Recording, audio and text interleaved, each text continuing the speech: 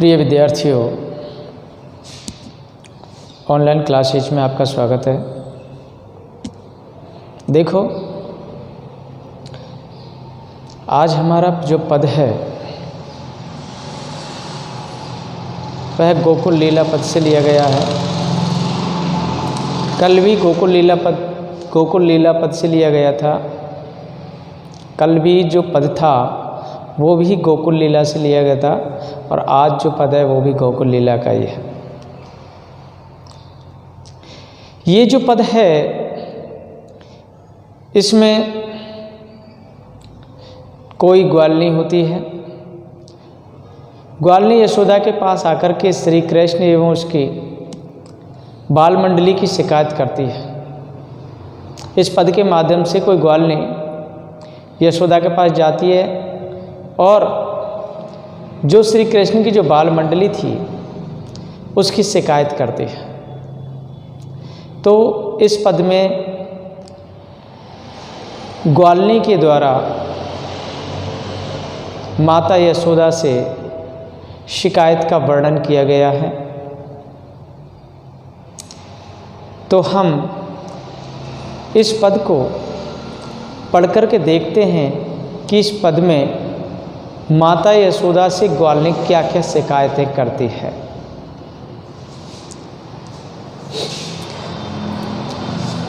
हरि सब भाजन फोरी पराने, हरि सब भाजन फोरी पराने,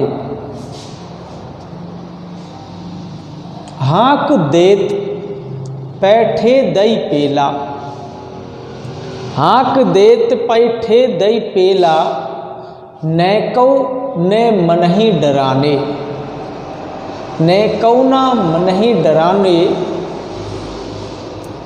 सीके छोरी मारी लरि कनिको, सीके छोरी मारी लरि कनिको, माखन दधी सभी खायो, खायो नहीं खाई, सीके छोरी मारी लरि कनिको, माखन दधी सब खाई, भवन मचो दधी कांदो, भवन मचो दधी कांदो, लड़कनी रोवत पाए जाई, सुनहु सुनहु सब हिनी के लड़का, सुनहु सुनहु सब हिनी के लड़का, तेरो सो कहूँ नाही, हाटनी बाटनी गलनी कहूँ को, हाटनी बाटनी गलनी कहूँ को, चलत नहीं डर पाई, ऋतु आए कौ खेल कन्हैया, सब दिन खेलत फाग, रोकी रहत गही गली सांकरी, टेढ़ी बांधत पाग, बारे तेसुत ये ढंग लाए,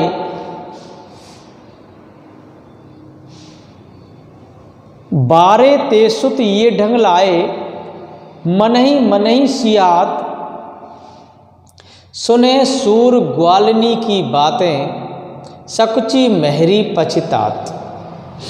देखो बच्चों, ये जो पद है ये ब्रज भाषा का पद है। इसमें जो शब्द आए हैं वो ब्रज भाषा के हैं। ब्रज भाषा के शब्दों को मैं समझा देता हूँ।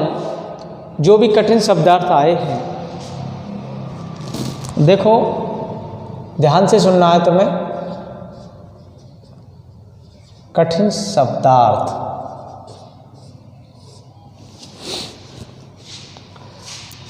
भाजन,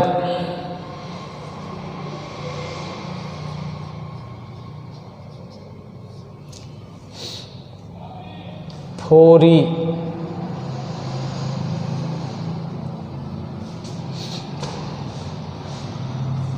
हाँक, पेला, ने को ने,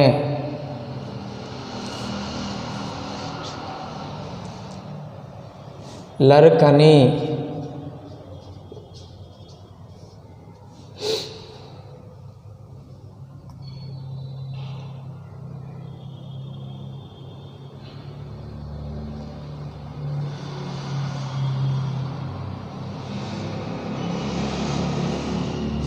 और देखते हैं गही,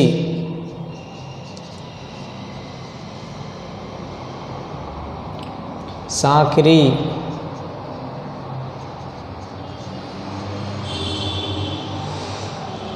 बारे,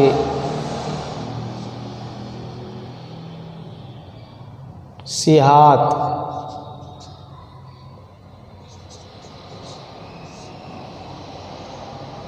सकुची,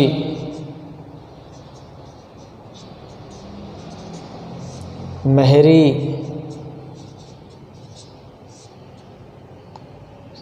पछताती।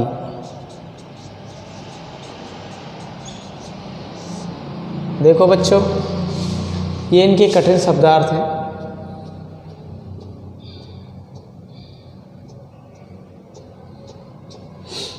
भाजन,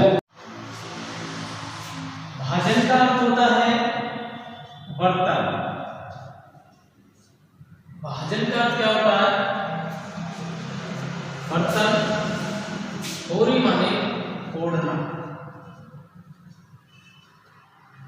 तोड़ना, तोड़ कर। हाथ, हाथ का मतलब होता है आवाज, आवाज। पेला, पेला का मतलब होता है पहला। नैकुना माने थोड़ा सा भी नहीं, थोड़ा सा भी नहीं। लड़कनी माने बचपन, लड़कनी माने बचपन। गही माने पकड़कर। सांकरी माने सक्रिय।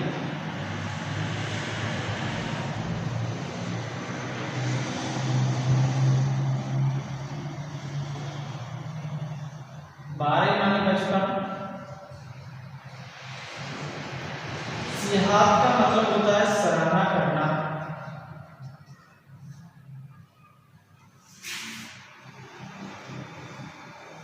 सकुची, सकुची का मतलब संकोच करना।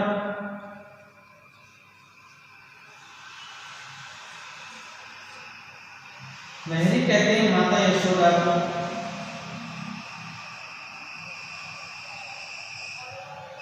और पछताती माने पछताना, पश्चाताप करना।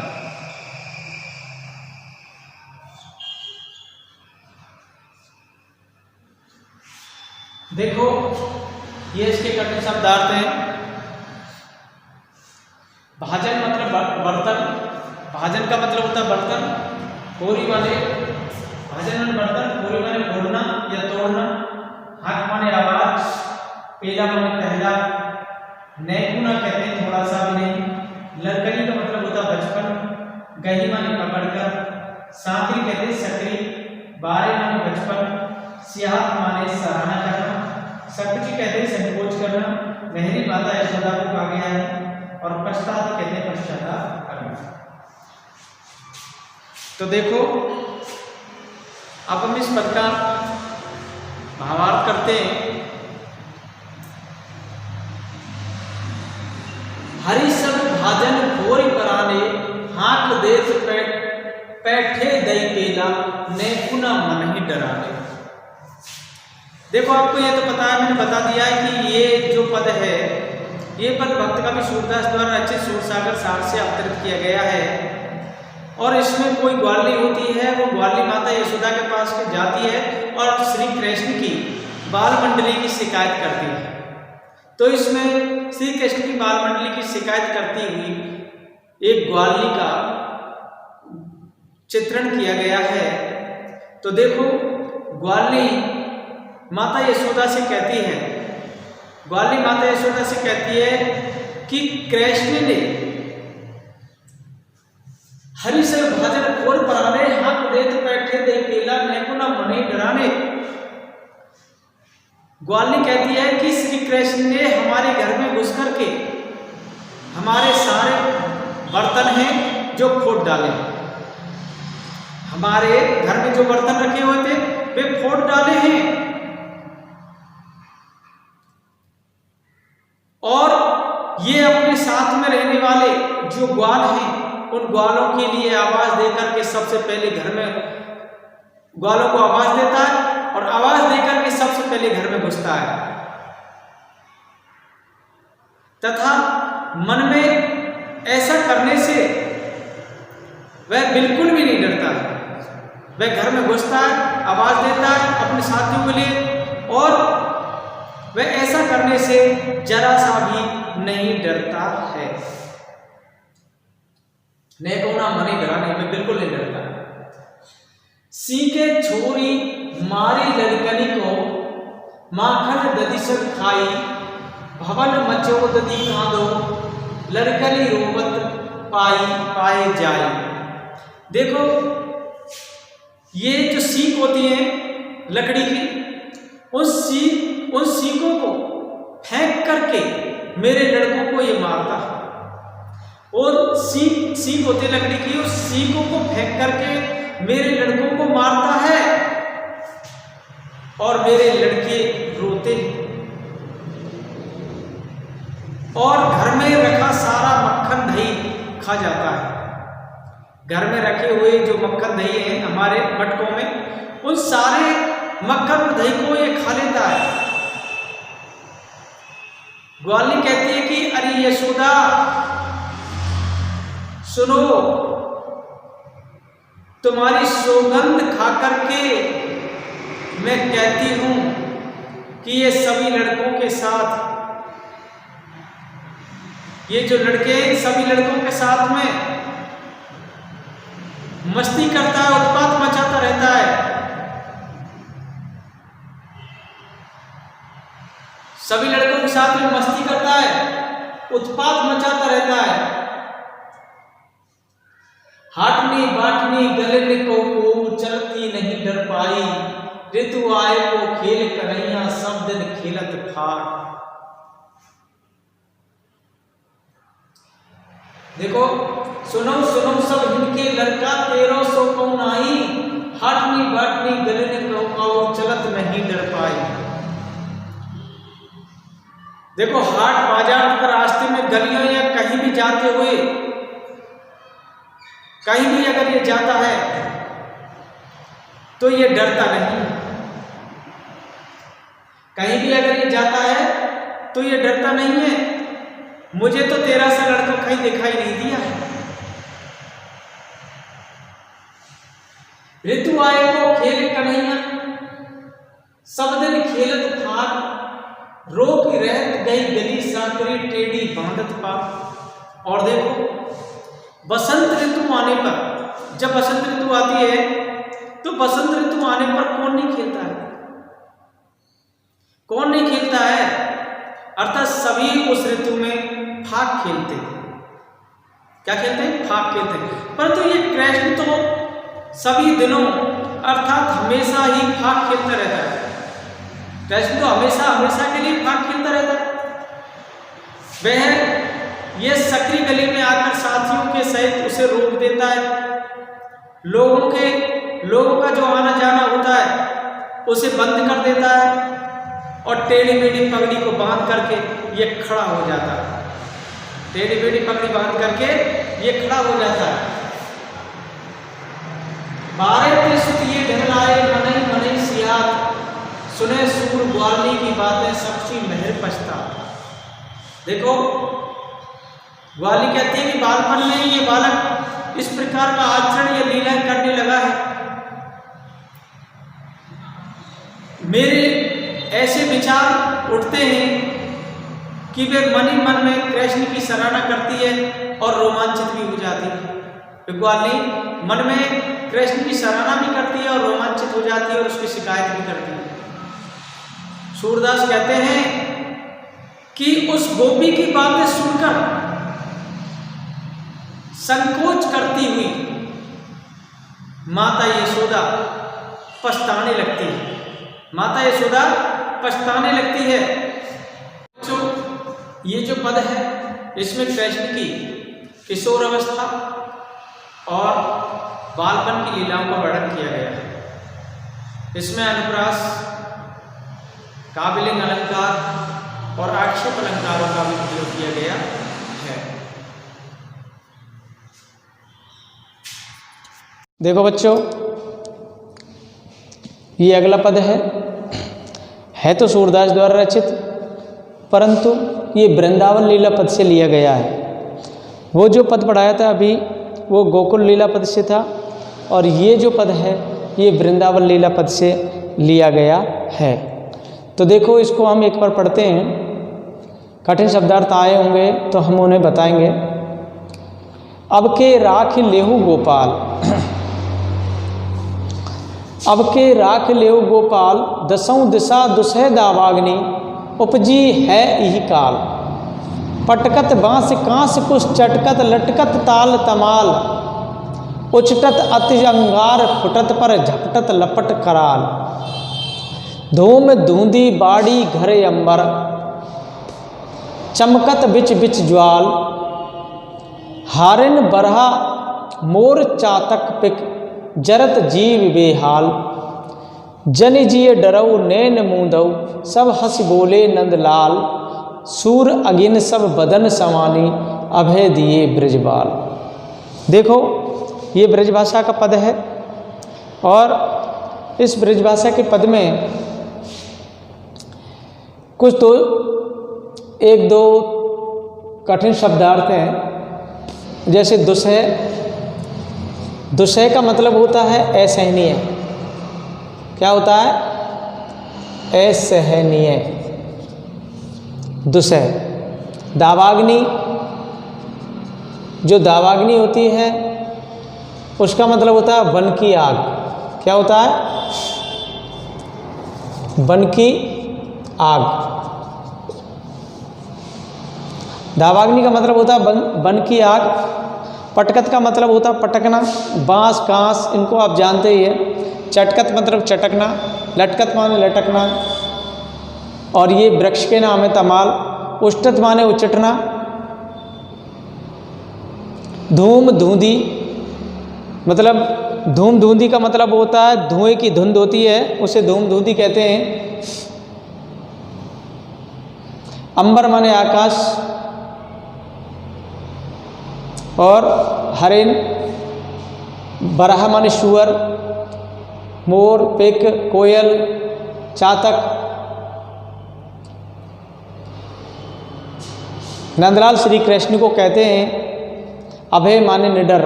तो देखो, इसमें ऐसे कोई ज़्यादा कठिन शब्दार्थ नहीं है। मैं इसका अर्थ करके सुना देता हूँ, ध्यान से सुनना। अब के राख लेव गोपाल, दसों दिशा दुसह दावाग्नि, उपजी है ही काल। देखो, पहले तो मैं ये बता देता हूँ कि इसमें प्रभु श्री कृष्ण की अवतार लीला का वर्णन किया गया है, और उसमें भक्त के उद्धार की कामना की गई है। जो भक्त होता है उसके उद्धार की कामना की गई है, और श्री कृष्ण की लीला का वर्णन किया गया है। अब के राख लेव गोपाल, दसों दिशा दुसह दावाग्नि, उपजी है ई काल। सूरदास प्रार्थना करते हुए कहते हैं भगवान श्री कृष्ण से कि हे गोपाल, हे श्री कृष्ण, इस बार आप मेरी रक्षा कर लीजिए। अब के राख लेव गोपाल मतलब इस बार तुम मेरी रक्षा कर लीजिए, या सब वृंदावनवासी उस भगवान श्री कृष्ण से अनुनय विनय करते हैं कि हे ईश्वर,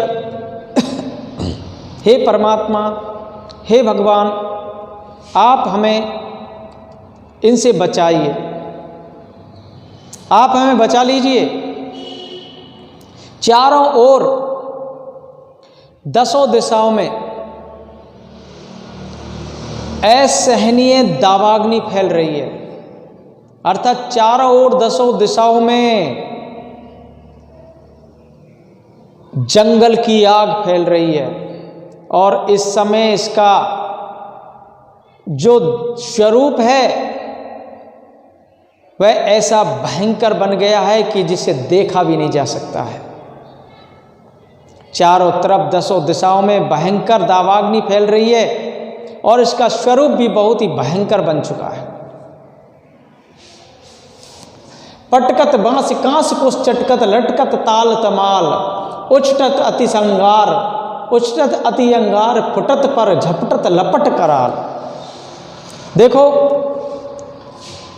कवि कहते हैं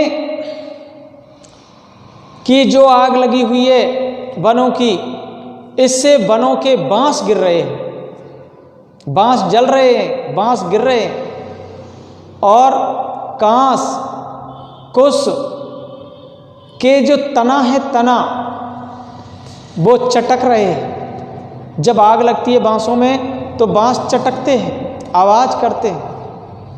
और ये सारे जो ताड़ एवं तमाल के वृक्ष हैं, ताड़ के वृक्ष और तमाल के वृक्ष, ये जल कर के नीचे लटक रहे हैं। ताड़ और तमाल के जो वृक्ष हैं वो जल गए हैं और जल कर के नीचे लटक रहे हैं।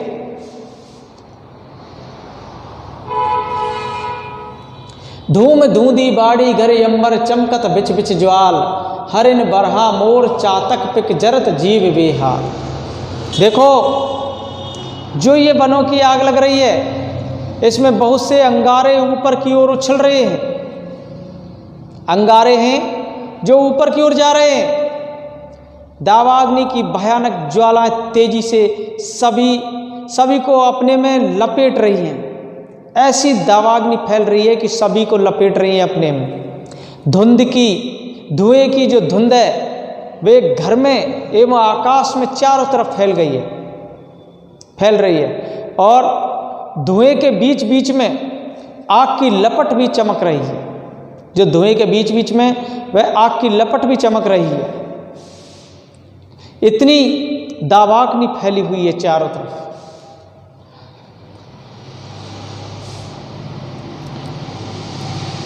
हरिन बरा मोर चातक पिक जरत जीव बेहाल। देखो, इस तरह दावाग्नि को देख करके जो ये दावाग्नि फैल रही है, इसमें वन के मृग, सुअर, मोर, चातक, कोयल आदि सब जीव जल करके बेहाल हो रहे हैं। ये जो जीव हैं जल करके बेहाल हो गए हैं। जनि जिये डरो नैन मूंधो सब हंसी बोले नंदलाल सूर्य अगिन सब बदन समानी अभय दिए ब्रज बाल।